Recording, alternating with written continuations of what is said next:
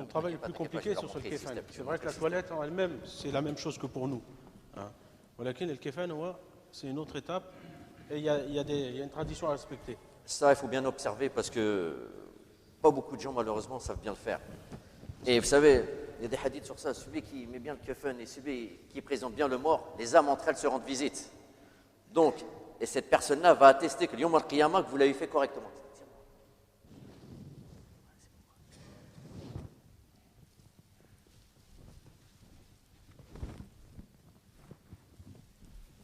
Il ne faut rien négliger sur le kefan. Il faut bien le faire, vraiment qu'il soit parfaitement fait. Bien, prenez votre temps, je bien vous plié, dis. exactement. Quand vous faites une toilette et mettre le kefan, quand vous faites un rousse et le kefan, il faut compter 45 minutes si vous prenez votre temps.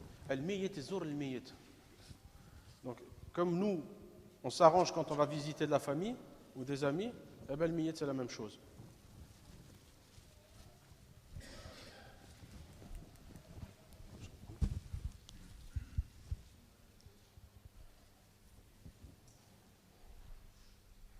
Je crois. Non, c'est bon. Non, comme il n'y a pas grand.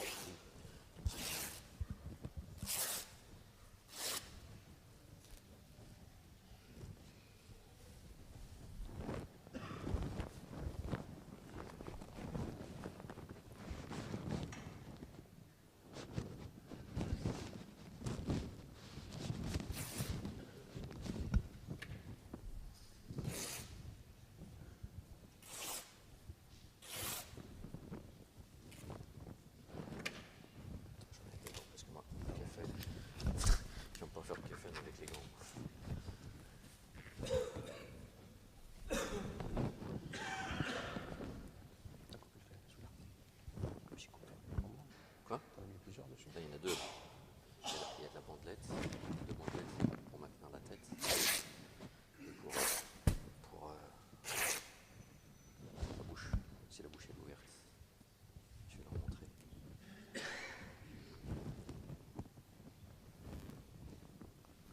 Coupez où la bandette? Quoi? C'est sur celui-là? La bandette, elle est là. Ça, c'est la bombe pour la tête. Ça, c'est la maintenir la tête. Quand tu mets le premier kefan, le deuxième. Je mets une bandelette.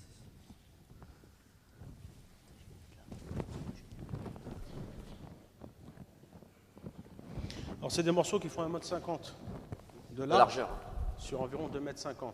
Nous, on récupère sur les morceaux après de quoi faire le troisième. l'ishar ici. Le troisième, on le met ici. On prend en général la taille qui part au-dessus du nombril, en dessous du genou. D'accord? C'est le morceau qu'elle a là.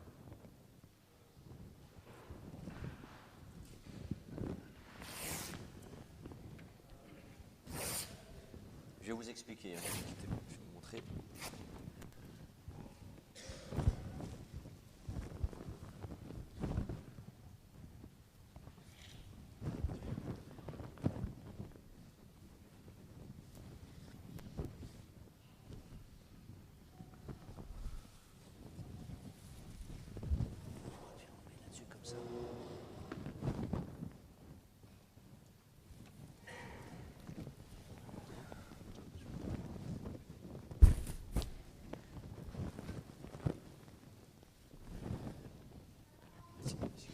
Bon, à la base, voilà, je ne peux pas le mettre parce que je vais servir le kefan parce que lui, le frère, il est habillé. Mais quand il y a un défunt, je mets des senteurs. D'ailleurs, je mets des produits. Là, c'est un mélange de clou de girofle avec plusieurs produits que j'ai. Hanna, tout ça. C'est pour que ça sent bon. Je vais vous faire goûter. Vous allez voir. Sentir plutôt. Donc, c'est des produits que je mets pour que le défunt sente bon. C'est ziyada, hein, c'est en plus. Ça, c'est en plus. Hein. Donc, c'est pour que le défunt, il sente bon. J'en mets partout. J'en mets ici. Hein. Donc, quand je fais un défunt, je mets ce produit-là au-dessus. Voilà. Donc, je le mets ici. Là, je ne le mets pas parce que je vais le salir. Alors, en général, nous, quand on arrive dans une chambre funéraire, là où on va laver, il y a deux tables. Donc, le miyit, il reste sur une table. Nous, on prépare le kefen sur une autre table. D'accord? Et après, dès qu'on a préparé le kefen de cette manière-là, on vient, on soulève le miyit, on le met directement, sans défaire le kefen. C'est arrivé qu'on soit arrivé où il n'y avait qu'une seule table. Quand il y a une seule table, on a une technique pour mettre le kefen. Inch'Allah, on vous la montrera après. Mais ça peut arriver aussi qu'une seule table, ce ne soit pas très bien. Ou même, des fois, ça nous arrivait de laver les gens chez eux quand ils meurent. C'est la même chose. Donc après, Inch'Allah, on vous montrera la technique, Inch'Allah, quand il y a une seule table. Bon, là, on va dire qu'on l'a changé de table. Là, on va dire qu'on a changé de table. Il est toujours, on l'a soulevé. On l'a pris comme ça, le frère et moi. Bon, on va dire qu'il y a une deuxième table. On l'a pris comme ça, toujours les parties cachées. Hein. On l'a fini de l'essuyer, tout ça. C'est bon, vous avez repris. Donc, on l'a fini de l'essuyer, tout ça. On le prend, on le porte, on le met sur une deuxième table. Donc là, moi, j'ai préparé le kefen. Donc, comment on fait? Alors, le frère, voilà, on met d'abord le côté gauche. Côté gauche. Toujours, on cache les parties. Et moi, je mets le côté droit. Il bloque là-haut. Je bloque là-haut et je retire. Voilà. Pour la femme, comme j'ai dit, hein, là c'est pour l'homme, du nombril au-dessus du genou. Hein. Pour la femme, donc, son premier est de là jusqu'au genou ou soit aux chevilles. Mais les deux sont valables. Si on l'arrête jusqu'au genou, c'est bon pour la femme. Mais si on fait aux chevilles aussi, c'est valable. Hein. Une petite précision pour la femme. Une fois qu'ils ont fini de les sœurs ont fini de laver les femmes, il faut faire 3 tresses, 3 nattes. Les 3 nattes, il ne faut pas les mettre au-dessus. Il faut les mettre derrière la tête. Vous faites 3 nattes chez les femmes. 3 nattes, c'est sunna. Et vous les mettez derrière la tête pour les femmes. Donc, après, une fois qu'on a mis le premier, les arbres, donc le premier, on va parfumer les 7 parties. Ce qu'on appelle les 7 parties quand il fait la prière, les 7 parties qui touchent la prosternation. C'est-à-dire Soujoud. Le front, le nez, c'est une partie. Voilà, on va parfumer. On met du parfum. On met du parfum. Okay, voilà. Sur le front. Et le nez. Sur le nez. On va en mettre sur les deux mains. Ça fera 3. D'accord? Les deux mains, intérieur, extérieur, on parfume bien. Après, il y a quoi? Les deux genoux. On met sur les deux genoux. Voilà, on parfume les deux genoux. Après les pieds. Et après, il reste les pieds. On parfume bien. Hein. D'accord? Là, on ne va pas trop parfumer, mais. Donc, on parfume bien les pieds. Une fois qu'on a fini de parfumer les 7 parties, parfumer, c'est sunna, attention les frères. Hein. C'est quand même recommandé. Donc, faites-le quand même, Inch'Allah. Il a rendez-vous avec Allah subhanahu wa ta'ala. Donc, une fois qu'on a fini le premier, il y a le deuxième. Deuxième, comment on fait? Là, c'est technique. Je fais un petit tourlet. Ça, c'est la technique la plus facile. Hein. Attention. Hein. J'en connais une autre, vous coupez ici, tac, et puis vous mettez. Mais ça, moi, là, pour moi, celle-ci, c'est la plus pratique, c'est la plus simple. Vous faites un petit tourlet.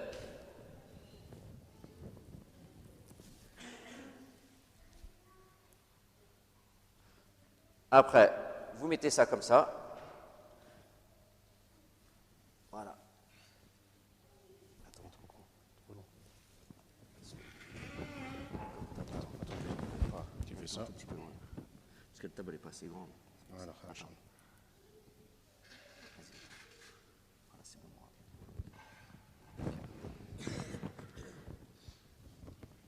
Voilà. Je prends comme ça. Toujours la même chose. Partie gauche sur partie droite. Voilà. Partie droite sur partie gauche, donc d'abord le gauche. Voilà. Je prends cette partie-là, je le mets là, je te sers pas. Voilà. Tire.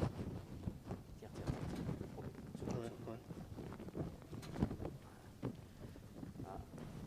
Je fais un nœud. Là, je ne fais pas de nœud, hein, parce qu'il est. Je fais un nœud ici, je lève la tête, je fais un nœud normalement. Là, je vais faire un tout petit peu, mais je ne vais pas le serrer.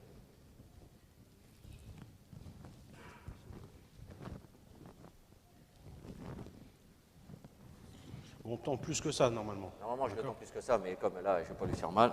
Attends un petit peu ça. Parce que je n'ai pas serré, c'est pour ça.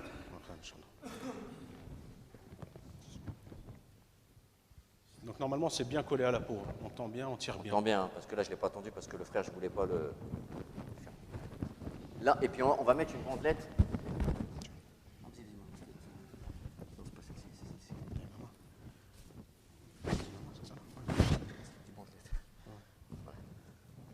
Il va mettre une bandelette pour maintenir la tête.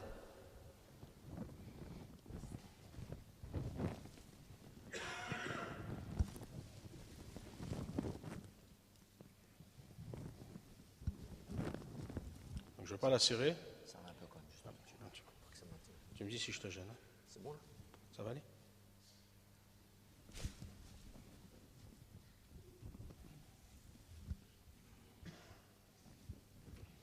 Là, on la serre pas, d'habitude, on la serre bien.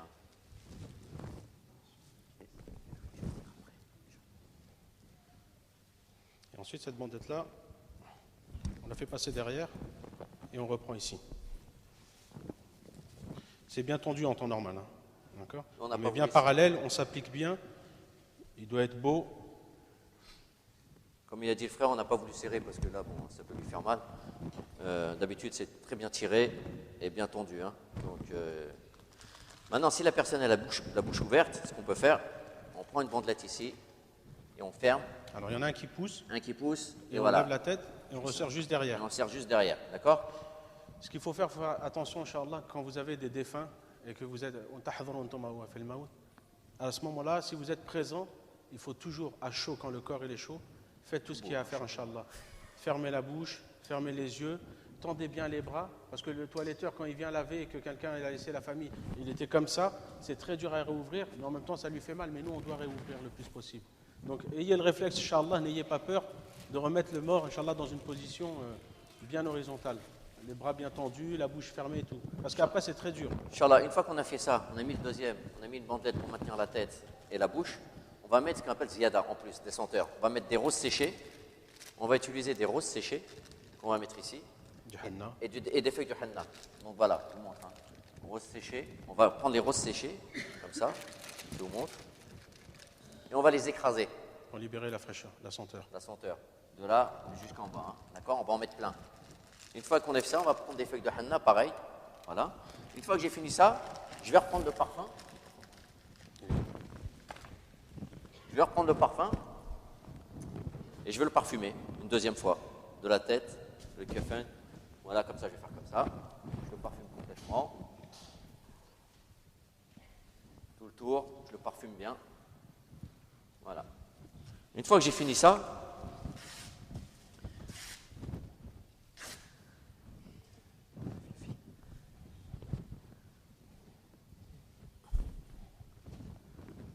bien entendu, on enlève tous les fils hein, pour qu'il soit très très beau. Il faut absolument qu'il soit beau.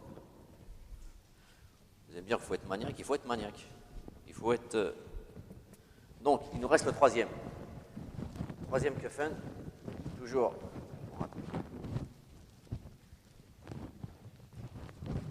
Je t'ouvre. S'il fait chaud, bon, là, je vais le faire après. On va serrer les pieds. D'accord? On passe le kefin là.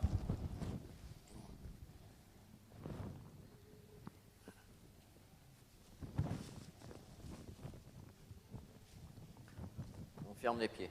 Je précise les pieds.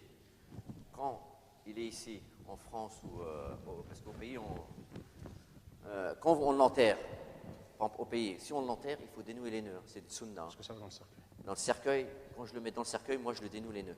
C'est-à-dire que là, je le fais sur la table, je ferme, et quand je le mets sur le cercueil, après, je dénoue les nœuds. C'est une sunna qu'il ne faut pas oublier. وكان واحد منكم مثلا يروح يدفن في البلاد اسمه مرة واحد واش يدير يخرج الميت من الصندوق يخرج من الصندوق مثلا ينزع هذا الخيط هذا mais des fois quand on emmène au pays beaucoup de gens ils laissent dans le cercueil et des fois les familles nous disent est-ce qu'on peut le sortir du cercueil, nous on dit oui ou non, si on voit que le corps il était très abîmé ou quoi que ce soit, on déconseille aux familles de le sortir du cercueil. Les ulama, ils nous ont dit qu'il suffit d'incliner le cercueil vers la droite, Inch'Allah, mais on peut le laisser dans le cercueil, d'accord?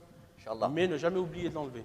Alors, donc, quand vous l'enterrez, moi quand je le mets dans le cercueil, je dénoue les nœuds. Là, je mets le nœud, et quand je le mets dans le cercueil, je dénoue les nœuds. Si c'est au pays, il faut enlever les nœuds. Hein. Donc, arrivé ici, normalement la sunna, c'est comme ça. Je vous le dis tout de suite. C'est comme ça. On ferme ici. Malheureusement, ici, on a un petit souci. Parce qu'il y a les autorités de police qui viennent vérifier le défunt. Il ne faut pas le fermer. Donc, ils viennent vérifier l'identité du défunt. Il a un bracelet, plus ils viennent vérifier le défunt. Donc, on va ouvrir, comme ça. On tend bien le linceul. Parce que la famille veut le voir au pays. Où les gens, ils veulent le voir ici. Ce qu'on fait, je fais un autre ourlet sur le troisième.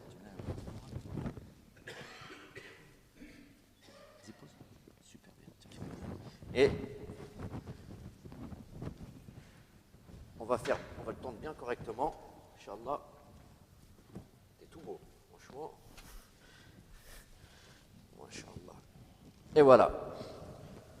Donc, on le présente comme ça à la famille, bien entendu. Et je le parfume une 3e fois. Ça nous a hadith, il dit quand vous parfumez, parfumez-les par 3 fois. Donc, la première fois, c'était les 7 parties. Deuxième fois, quand j'ai mis les senteurs, les roses et le henna. Et la 3e fois, je leur parfume une 3e fois, ici, de la tête jusqu'aux pieds. Oui. Et là, on a terminé. Vous avez des questions? Celui qui veut le voir peut venir le voir. Hein. Allez-y.